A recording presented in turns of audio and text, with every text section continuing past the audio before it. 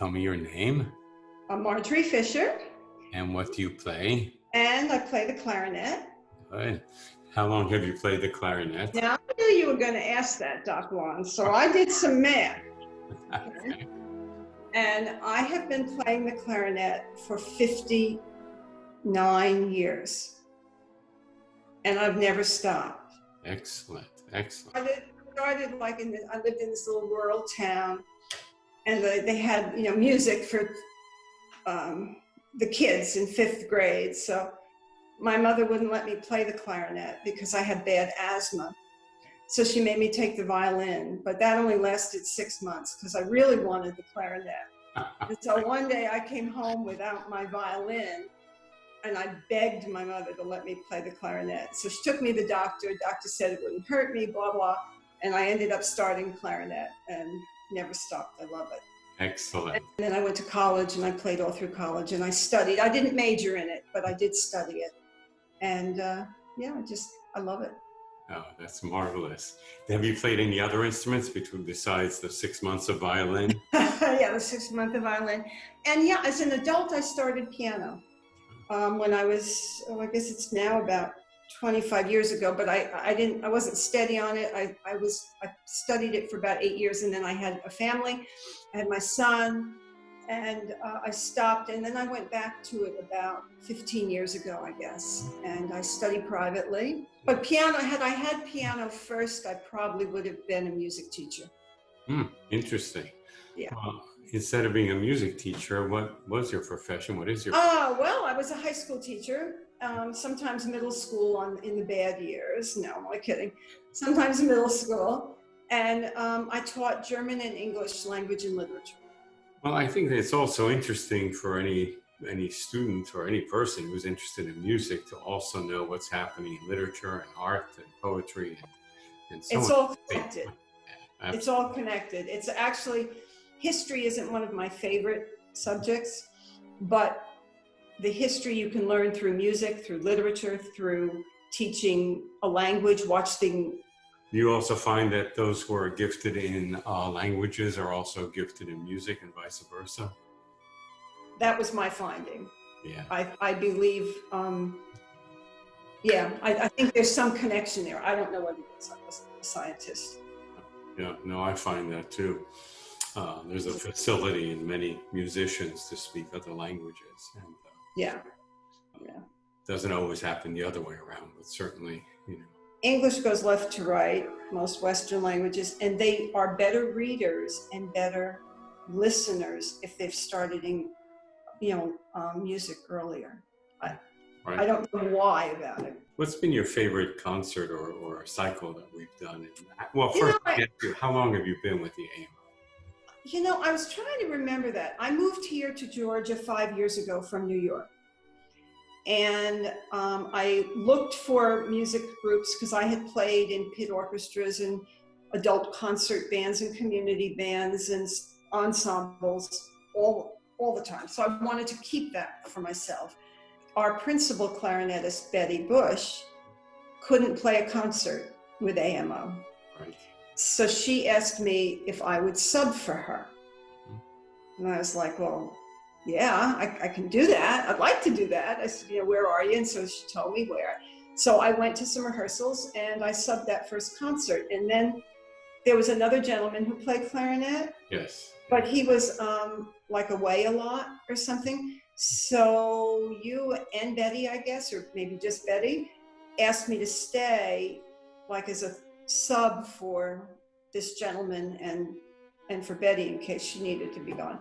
And that's how I came to it. And I loved it. And we're glad you did. Glad I did. It's, playing orchestra music, my experience is in ensemble work and then in bands, of course, clarinet, but a band. But orchestra is a different animal. It's a different breed of music. It's many times we're just support. We're not like in the band, the trumpets or the clarinets or the flutes. Somebody's always got a big solo or whatever. But in the orchestra, we're more support, and every now and then there's a piercing solo, a speaking out from the winds. And so it's nice to play a different kind of music. I enjoy it. It is the ultimate ensemble. It's just, and I wouldn't really call it support, because in a way it's building up, layer upon layer of harmonies and so on. I don't know about that. I just call it support because our parts are less thickly programmed. I can't explain it. It's just different. Well, if you want, we can do a couple of clarinet concerti. Well, now I'm not so sure. I just finished practicing. It was a humbling experience. I practice.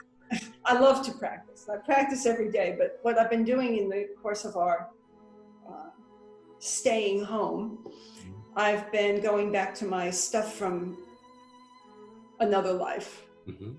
And I'm bringing out stuff I did in college, ensemble work, exercises. So today I was just doing articulation exercises.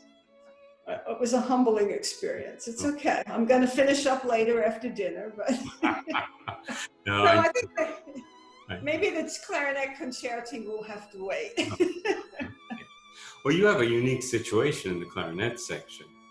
Why don't you tell our viewers what your situation is? Well, most orchestras have two clarinets, a first and a second. And those clarinets also, they're not only B-flat clarinets, they're A clarinets, because a lot of orchestra music is written that way. And sometimes there's even an E-flat clarinet, which is a very tiny clarinet. But we have three people playing clarinet. So normally if there's just a first and second, we share, like I'll play first and then Betty and Sharon will play second, and then we'll switch and Sharon and I will play, we move it around to share it. And, but Sharon also plays bass clarinet. And I've noticed lately that she's been getting parts for it to help support the lower levels, because we're a little light in brass for that. I believe you are great. Also, if one of you is out, that spot is there. Exactly. That's a less stress for you. And we all, well, I'll speak for myself. I think we all know each part. So if I'm not playing first, I'm studying first. I won't put up the picture and the video of the three empty chairs, but I was just thinking of those. They were funny. That was the funniest thing. So going back to the other question, what's been your favorite cycle or piece? Yeah, it's hard to say.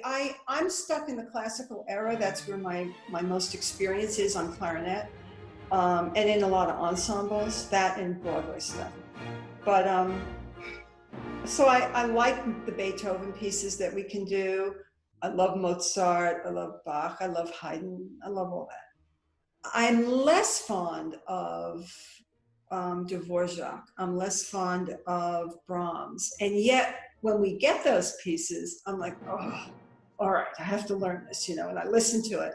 But as we work on it, I actually like them, because you can feel them grow.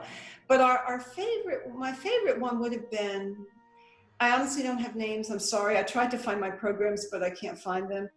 I know that we've had some soloists, and I like it when we have the soloists. Ken, violinist from ASO, and he's fantastic, and I love it when we play with him. We did cello once with a Charisse, I believe her name was. Yeah. And I love the singers. And the reason I like those are because there's a lot of interplay between the ensemble of the orchestra and these individuals, and putting that together. And we grow because they have requests and needs from us. Right. And we have to meet them.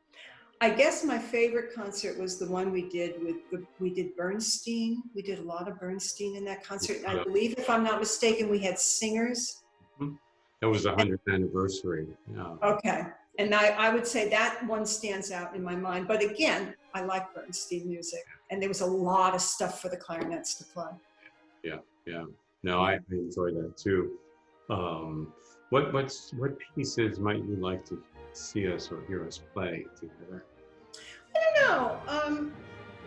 I leave that to you, because I feel you understand Our makeup as an orchestra, we're not a completely full out orchestra that you could program anything, so you know what we have. You have your connections for soloists. I don't have anything in particular. I just love music. I listen to it, and a lot of times when I'm driving down, because I drive an hour to get to rehearsal, when I'm driving down, I listen to either Sirius or 91.1, I think it is. It's an Atlanta station. Anyway, and every now and then I'll hear something we played. Mm-hmm. Yeah. Wow, So I'm sorry to say I don't have any suggestions. I love Beethoven and I love Mozart. So what do you think of the makeup of the orchestra? And yeah.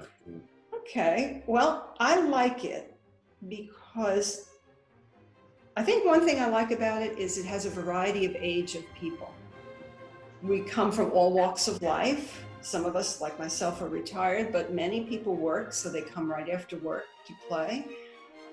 So I like that. I like that difference in age. I get a kick out of the younger people. I like talking to them. They're all friendly. The string section has grown considerably in my 4 years or so with the orchestra, so that there's some more depth and support. Everyone there loves what they do, and I believe they work to make it better. Every single member. And that's nice. You're not playing with a bunch of people who play on Monday night and then don't play again till the next Monday night. And that's nice. What is your favorite word or quote?